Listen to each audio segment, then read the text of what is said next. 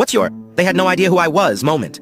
I was at a conference for cardiac surgeons when I overheard two young doctors mocking a paper on aortic valve replacement techniques. They were particularly brutal about the author, calling him obviously inexperienced and suggesting he should stick to reading textbooks instead of publishing nonsense.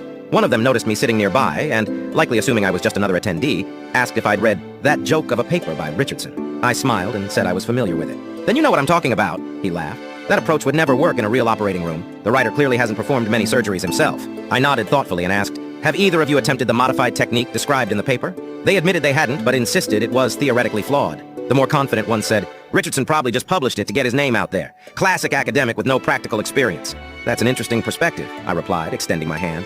I'm Dr. Thomas Richardson. I've performed that exact procedure 347 times with a 96% success rate. I'd be happy to show you my surgical logs. The color drained from their faces.